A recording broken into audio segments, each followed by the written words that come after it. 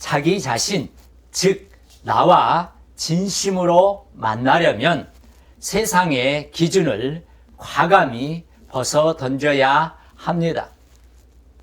하나님이 바라보시는 나의 모습에 초점을 맞추고 말씀을 통해 알게 된 자신과 만나야 합니다. 특히 진정한 나를 만나려면 비교는 불가합니다. 누군가와 자신을 비교하면 진정한 가치는 거울 뒤로 사라집니다. 사랑하는 번엠교회 성도 여러분, 한 주간도 강건하셨습니까? 여러분은 자신이 누구라고 생각하십니까? 막상 대답하시려고 하니까 많이 망설여지시지요? 오늘은 이사야 43장 4절 말씀을 중심으로 이 질문에 대한 해답을 찾아보려고 합니다. 그런데 진정 내가 누구인가를 올바로 깨닫기 위해서는 우선 내가 진정 누구인가를 올바로 깨닫지 못하게 하는 몇 가지 방해물들을 우리가 살펴보아야 합니다. 첫 번째로는 외모입니다. 사람들은 자기 자신이 남들에게 어떻게 보이는가를 중요하게 생각합니다. 그래서 하루에 적어도 한 번 이상 거울을 들여다보면서 자신을 향해 지적합니다. 오늘은 헤어스타일이 별로네. 좀 뚱뚱해 보이지 않나? 하나하나 꼬투리를 잡으면서 스스로를 깎아내리기도 합니다. 물론 장점만 바라보는 자존감 높은 사람들도 있겠지만 대부분은 부정적인 본성이 앞서기에 부족한 부분을 더 신경 쓰게 됩니다. 게다가 이 외모는 사람을 대할 때 가장 먼저 보게 되는 부분이기 때문에 더욱 신경이 쓰입니다. 요즘처럼 SNS, 사회 관계망 서비스를 중요시하는 이 시대에는 이 외모라고 하는 것은 자기 자신을 알리는 또 하나의 수단이기도 합니다. 자신의 온갖 일상을 네트워크를 통해서 공유하다 보니 온라인에 띄우는 사진은 필수이기 때문에 더욱 외모에 신경을 씁니다. 일단 외형적으로 훌륭해야 한다는 생각이 커진 것입니다. 그런데 문제는 오늘날에는 이처럼 중요한 외모로 인해서 내가 진정 누구인가라고 하는 이 자기 내면과의 만남이 점점 멀어지고 있다 하는 사실입니다. 두 번째 방해물은 소유입니다. 이 재산으로 사람을 판단하는 것이죠. 자본주의 사회에서 우리는 얼마나 소유하고 있는가에 민감합니다. 그렇다 보니 이 많이 가진 사람의 존재 가치를 높게 생각하고 그렇지 못한 사람을 낮추어서 생각할 위험성도 커지게 됩니다. 얼마나 큰 집에 사는지, 경제력은 얼마나 되는지 등이 결혼의 첫 번째 조건이 되기도 합니다. 그래서 외모가 안 되면 능력이라도 되어야지라는 이 쓸쓸한 농담이 진짜 사회적 평가의 기준이 되기도 합니다. 여러분, 하지만 이 가진 것으로 사람을 판단하고 존재 가치까지 재는 세상의 기준은 아주 위험합니다. 자기 자신과의 진솔한 만남을 가로막고 있기 때문입니다. 세 번째는 지위입니다. 아주 잘 나가는 대기업에 임원이 있었습니다. 임원이다 보니 아랫사람들이 많았고 이 지위에서 나오는 권력이 기세 등등했습니다. 하지만 퇴직을 하자 이 모든 것이 부질없었습니다. 직장에서 누렸던 이 지위를 통해서 누렸던 영향력이 더 이상 존재하지 않았기에 극심한 우울증에 시달렸습니다. 지위가 곧 자기 자신이 아님을 뒤늦게 깨달은 것입니다. 특히 이 지위에는 사회적 지위뿐만 아니라 혈연적, 지연적 관계를 통해 주어진 지위도 포함됩니다. 누군가의 배우자, 부모나 자녀 등의 자리가 마치 자신의 정체성인 양 착각하는 일도 생깁니다.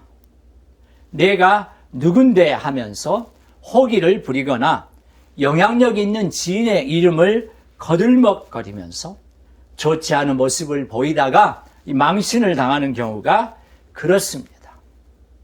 여러분, 지인은 잠깐 있다가 사라지는 안개와 같습니다. 이 안개는 결국 자기 자신을 망각하게 만드는 것이지요. 네 번째로 권력입니다. 이 권력을 의지하는 일은 건강한 자존감 형성을 방해합니다. 권력은 어떤 식으로든 다른 사람을 복종시키려고 하는 경향이 있습니다.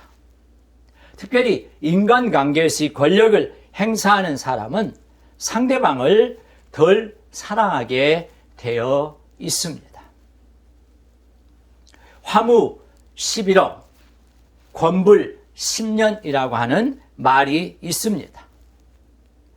권력의 무상함을 표현하는 말로서 아무리 아름다운 꽃도 열흘을 넘기지 못하고 아무리 막강한 권력이라고 해도 10년을 넘기지 못한다라고 하는 뜻입니다.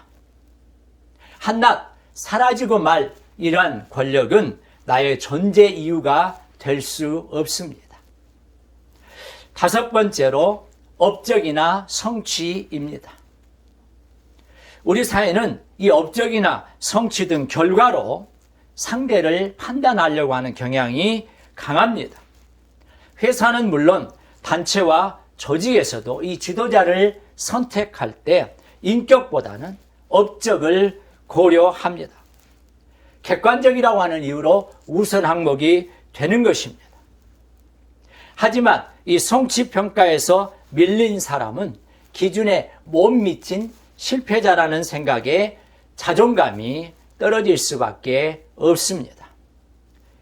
과정도 중요하게 여기시는 이 하나님의 기준에서 볼 때 업적이나 성취는 사람의 존재 가치와 결코 동등한 자리에 놓일 수 없습니다. 뿐만 아니라 이 업적만으로 설명될 수 없는 소중한 원칙과 가치가 우리에게는 얼마나 많은지 모릅니다. 네, 여섯 번째로 인기입니다. 다른 말로 인정을 의미합니다. 자신을 좋아해주고 인정해주고 무조건 지지해주는 이 인기에 휩쓸리다 보면 우쭐해 보일 수 있습니다. 거품인 줄 알지 못하고 인기가 곧 자기 자신을 나타낸다고 착각할 수 있습니다.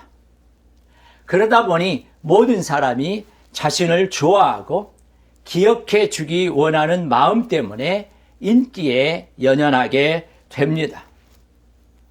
일부이지만 연예인들이 이 인기라는 허상에 사로잡혀서 잘못된 행동을 하게 되는 이유도 이 인기를 곧 자신으로 착각했기 때문입니다.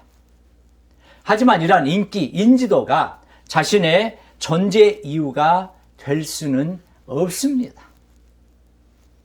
자신의 진짜 모습을 잃어버린 채 연기 같은 인기를 쫓는 일은 나로부터 멀어지는 길입니다. 마지막 일곱 번째로 학력입니다. 학벌이 곧 자기 자신이라고 생각하는 것입니다. 고학력 추구는 우리 사회의 가장 만연해 있는 병폐 중에 하나입니다. 출신 학교와 학력을 따지는 사회 분위기는 인맥을 만들어내는 이 학군을 선호하게 하고 가짜 하기로 신분을 세탁하게 합니다. 하지만 이 학력이 사람의 존재 가치를 모두 다 말해줄 수는 없습니다. 사랑하는 여러분, 위에서 말씀드린 것처럼 우리가 살펴본 대로 이러한 외모, 소유, 주의, 권력, 업적, 인지도, 학력, 이러한 요소들은 사람을 평가하는 진정한 판단 기준이 결코 될 수 없습니다. 되어서도 안 됩니다. 오히려 이러한 것들에 연연하다 보면 진짜 자기 자신의 모습을 잃어버리게 되고 나와의 진정한 만남을 방해받을 수 있습니다. 세상의 기준에 미달된 자신의 모습을 보면서 그래 나는 이 정도밖에 안 되지 하면서 자신을 깎아내리게 됩니다. 그러므로 나와 진심으로 만나려면 세상의 기준을 과감히 벗어 던져야 합니다.